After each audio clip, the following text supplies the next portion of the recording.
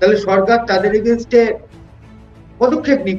তারা এই আন্দোলন করছেন কি করছেন না, তারা হাসপাতালে কাজ করে তারপর প্রাইভেট হসপিটালে কাজ করছেন কি করছেন না, অবান্তর সেটা। তাদের প্রাইভেট হসপিটালে কাজ করবার কথাই নয়। একটা মৃত্যু হচ্ছে অ্যাম্বুলেন্সে মৃত্যু লেখা আছে, তা জুনিয়র ডাক্তারের কি কর্তব্য ছিল? অ্যাম্বুলেন্সটা চালিয়ে নিয়ে যাওয়া। অভ্যন্তরে বিদ্রোহ, তার এই পরিণতি এমনটা দেখেছেন। আর এর সঙ্গে জুড়বো, এর গন্তব্যটা কি, আমরা কোন দিকে চলেছি, এর শেষ কোথায়? যেটা মুখ্যমন্ত্রী বলেছেন যে ডাক্তাররা হাসপাতালে কাজ করছে না, জুনিয়র ডাক্তাররা তারা প্রাইভেট প্র্যাকটিস করছেন, আরো স্পেসিফিক্যালি বলছেন প্রাইভেট হাসপাতালে কাজ করছেন। একদম ঠিক আছে। এবার জুনিয়র ডাক্তার বলতে ইন্টার্ন, হাউস স্টাফ আর হচ্ছে পোস্ট গ্রাজুয়েট ট্রেন। এবার পোস্ট গ্রাজুয়েট ট্রেনিংরা হচ্ছে মানে এমডি করছে, এমডিএমএস করছে, আর কিছু আছে সিনিয়র রেসিডেন্ট যারা মানে এমডিএমএস জাস্ট পাস করে তারপরে কিছুদিন তারা কাজ করেন হাসপাতাল ট্রেনিং হিসেবে। এবার ব্যাপার হচ্ছে যে এই প্রত্যেকটা পোস্ট কিন্তু নন প্র্যাকটিসিং। হ্যাঁ, এবার ওরা হাসপাতালে কাজ করেও যদি প্রাইভেট হসপিটালে কাজ করেন, প্রথম হচ্ছে প্রাইভেট হসপিটালে কাজ করবার জন্য একটা হলফনামা জমা দিতে হয় যে আমি কোথাও প্র্যাকটিস করি না বা আমার প্র্যাকটিস করার অনুমতি আছে। হ্যাঁ, তাহলে সেটা ওরা দিয়ে করছেন। এবার সেটা ওরা দিতে পারেন না আইন অনুযায়ী, তাহলে তাদের এগেনস্টে তারা হাসপাতালে কাজ করছে কি করছে না, হ্যাঁ, হাসপাতালে কাজ করুক বা না করুক, তারা কোনোভাবেই প্রাইভেট হসপিটালে কাজ করতে পারে না। যদি করে তাহলে বেআইনি কাজ করছে। তাহলে সরকার তাদের এগেনস্টে পদক্ষেপ নিক। তারা এই আন্দোলন করছেন কি করছেন না, তারা হাসপাতালে কাজ করে তারপর প্রাইভেট হসপিটালে কাজ করছেন কি করছেন না, অবান্তর সেটা।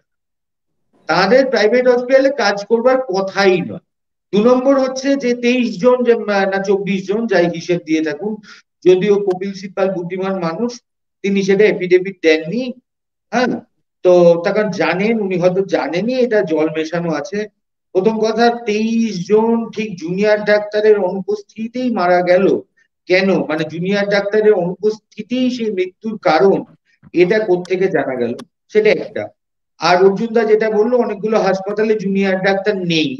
হ্যাঁ, যেমনি ধরুন মেডিকেল কলেজগুলো বাদ দিয়ে কোথাও তো জুনিয়র ডাক্তার নেই, অথচ বেশ কিছু মানে জেলা হাসপাতাল, সদর হাসপাতাল, রুরাল হসপিটাল, সেই হাসপাতালও লিস্টে নাম আছে যে সেখানে মারা গেছে জুনিয়র ডাক্তারের অনুপস্থিতি। জুনিয়র ডাক্তার থাকারই কথা নয় সেখানে, এটা একটা পয়েন্ট। 2 নম্বর হচ্ছে এগুলোর মধ্যে একটা মৃত্যু হচ্ছে অ্যাম্বুলেন্সে মৃত্যু লেখা আছে, তা জুনিয়র ডাক্তারের কি কর্তব্য ছিল? অ্যাম্বুলেন্সটা চালিয়ে নিয়ে যাওয়া। এবার এতদিন পর্যন্ত স্বাস্থ্য ভবন মাঝে মাঝে এই বন্ধের কর্মবিরতির সময়টাতে স্বাস্থ্য ভবন স্থানীয় হাসপাতাল আধিকারিকদের নিয়ে মিটিং করেছে। আমি যেটুকু জানি কয়েকটা জায়গায় হেড অফ দ্য ডিপার্টমেন্ট হিসেবে আমাকে উপস্থিত থাকতে হয়েছে কিছু এই জুম মিটিং এ, আর বাকি বন্ধু বান্ধবদের সূত্রে আমরা জানতে পারি যে কি কথা হচ্ছে। এখনো পর্যন্ত কোনো হাসপাতাল আধিকারিক বলেননি যে তাদের এখানে সার্ভিস বন্ধ আছে, কোনো একটি বিশেষ বিভাগের সার্ভিস বন্ধ আছে এমনও বলেননি। শুধু এটাই বলেছেন হ্যাঁ আমাদের কর্মবিরতির জন্য একটু কাজ চালাতে অসুবিধা হচ্ছে, কিন্তু বাকিরা মিলে আমরা সেটা কভার করে চালিয়ে দিচ্ছি। তাহলে হাসপাতালগুলো চালু আছে, সেটা আধিকারিকরা স্থানীয় লেভেলের যারা হাসপাতাল প্রশাসক তারা জানাচ্ছেন। যদি স্বাস্থ্য প্রশাসকরা জানান যে তাদের হাসপাতালে সব কাজ চলছে, তারপর যদি গাফিলতিতে মৃত্যু হয়ে থাকে, তাহলে স্বাস্থ্য ভবনের তো সেই সংশ্লিষ্ট হাসপাতালকে শোকজ করা উচিত। করা হয়েছে কি? অনেকগুলো মৃত্যু তো 10 তারিখ, 11 তারিখ, 12 তারিখ, তারপর তো 1 মাস পেরিয়ে গেল।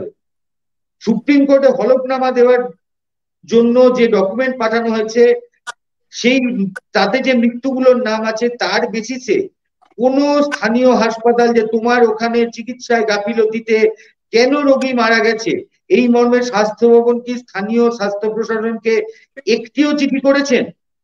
নাকি তারা শুধু গুনছিলেন যে কটা মারা যায়, যত মারা যায় তত ভালো, আমার ফর্দ আরো লম্বা হবে, নাকি পুরোটাই ভুয়ো? এইটা সবচেয়ে বড় প্রশ্ন আমার কাছে।